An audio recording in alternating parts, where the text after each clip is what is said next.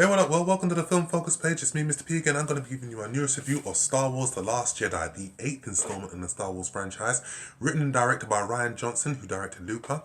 It stars Daisey Ridley, John Boyega, Luke Hamill, and in her final performance, the late Carrie Fisher. Now, this film is a direct follow-on from The Force Awakens, the smash hit of 2015. And in this film, we see Rey, who meets up with Luke Skywalker, and he teaches her the ways of the Force. And we have a second sub-story where we have the Resistance, led by Carrie Fisher's character Leia, and they're trying to prevent an attack from the First Order. Now, this film is one of the most highly anticipated films of the year, and everybody was thinking about where they're going to go next. And I think even there was even more hot anticipation after the sad pass of Carrie Fisher, which was, okay, what are they going to do with this character? Where's she going to go? Did she finish all of her scenes? Just the same type of anticipation there was, with Heath Ledger and the late Paul Walker. And I saw this film, and it has divided a lot of people, where some people love it. Die-hard Star Wars fans love it.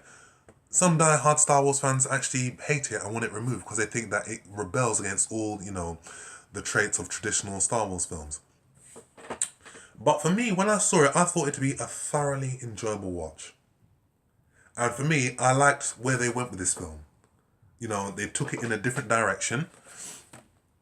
And also, Mark Hamill, who is on excellent form as Luke Skywalker, I like what they did with his character in terms of we're seeing a broken, damaged, Luke Skywalker that we're not used to seeing, as opposed to the previous films. I thought that the visual effects in this film are excellent. I thought that the space battles were epic. I thought that there was some good one-liners in this film. I thought there's some really, really neat moments of humour in this film. And again, some of them missed their mark, but a lot of them did hit their mark. And this film is a worthy follow-up in the franchise. It's a great installment. I wouldn't say it is better than, The Force Awakens, because The Force Awakens was just in a league all of its own.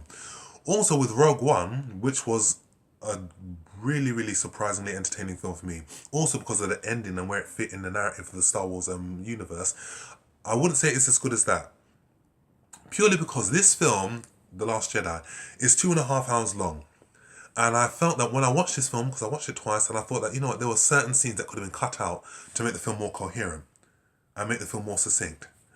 And I also felt that, people are saying that this is the best Star Wars film since Empire. And I thought, no, I thought Empire was far better because it just, it was just a really, really succinct film. The plot didn't go all over the place. It just remained consistent in its plot. And also the running time was perfect. This film, it does, during the second act, you start to lose interest. I know I did. And I felt that, had they cut off at least a good 20 minutes from this film, you would have had a better film. And I felt that then there would have been a really good debate as to whether it was up there with Empire Strikes Back. But having said that, there were also a few unnecessary bits and pieces in the film that I think could have been taken out. I thought that the relationship between John Boyega's character and another female officer could have been taken out. There was a casino scene in the film that I thought that didn't even need to be in there at all. But with that being said, it is still one of the most entertaining films of the year. Thoroughly entertaining, ticks all the boxes. And also, there is a really, really touching, dedication to Carrie Fisher, who sadly passed away during the filming of this film. And you do get a bit teary-eyed because she's been in it from the very beginning. And then to realise that she's not going to be here anymore, it makes you wonder what they're going to do with the next Star Wars film, Episode 9, which is going to be released in 2019.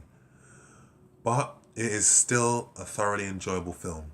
And I can see this film possibly being nominated in certain visual effects categories, especially visual effects and sound effects, and possibly editing, because I do think that it was really, really crisp.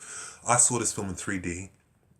We want to go see it in IMAX, but hell, maybe I'll watch it, the Avengers Infinity film in IMAX. But it is still an enjoyable watch. And I think Rian Johnson, he's a great director. He knows how to do science fiction. He knows how to develop characters, and he's developed these characters very, very well in this film.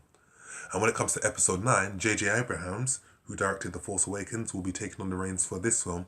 So it'll be really, really interesting to see where he goes with the next installment of the Star Wars film.